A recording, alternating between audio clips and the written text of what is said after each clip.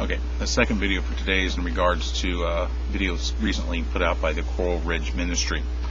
Now, they're an interesting group.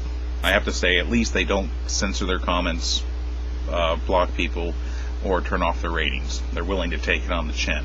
That's a good thing for them. I give them props for that.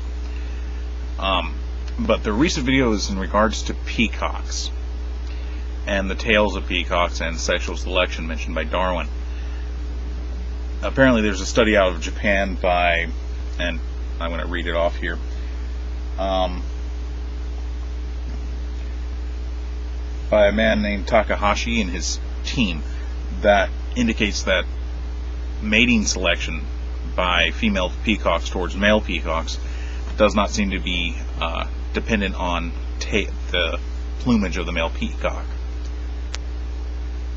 However, this team judged the quality of the male peacock's plumage in only two ways: the length of the plumage and the number of eye spots when the male was displaying. Of course, this doesn't take into account whether the brilliance of the tail is important, whether other aspects of the plumage is important, for instance, how it's used in its display, the cock walking that peacocks do, as well as, perhaps even the angle of how the tail is held is important.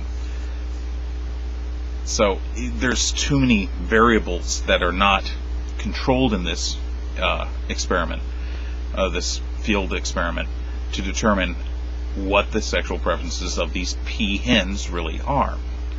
So to make the conclusion that Darwin's concept of sexual selection was wrong is a little premature, especially since there are literally, and I did a quick search through scientific journals, there are literally thousands of papers in regards to sexual selection that prove that sexual selection occurs. Prove is a strong word here, understanding that proof really that something cannot really be proved. But let's just say that the evidence in support of the conclusion that sexual selection can drive a species even outside what natural selection would normally produce as the optimum does happen. There are thousands of papers as evidence supporting this. So one paper out of Japan that may seem to negate it doesn't really do much to remove that hypothesis. Number one, you're only dealing with one species. If you're dealing with sexual selection, you have to look at several species. Number two, again, two variables examined in this, not sufficient. This Takahashi's team, well, they should have actually specifically changed the length of the peacock's tail themselves by trimming it off. Should have changed the coloration by blotting out eye spots or adding more eye spots. And of course, doing this separately so that you do not contaminate both variables, so that they can actually see what kind of effect this is having on the population. Basically, what they've done is not really science so much as simply descriptive.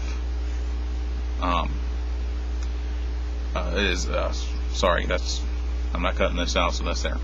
It's not really so much true science as it is simply a descriptive nature, a descriptive aspect of studying. You can make all sorts of descriptions based on what you observe, but unless you actually go out and do something to test those hypotheses, not just by observing, but by actually making a prediction and doing what you can to modify that, to doing what you can to deal with the variables to see if that prediction is held, you're not really doing science. Now, before anyone says that, oh, this is, evolutionists, I hate that word,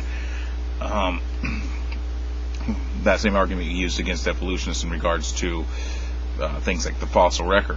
Well, realize the fossil record predictions can be made about it, and those predictions can be tested. You go out and you dig up more fossils. If they conform with the prediction, then the prediction is verified. So it's not simply descriptive when you deal with the fossil record or any other aspect of science where we have to simply observe the fingerprints that are left over. We can always make predictions about what those fingerprints should be. So, Coral Ridge, sometimes you have some good, interesting stories, but you don't look into them in depth enough to really make them convincing. And obviously you're doing this because, well, when it comes to trying to push a religion on another group, you have to kind of conceal things.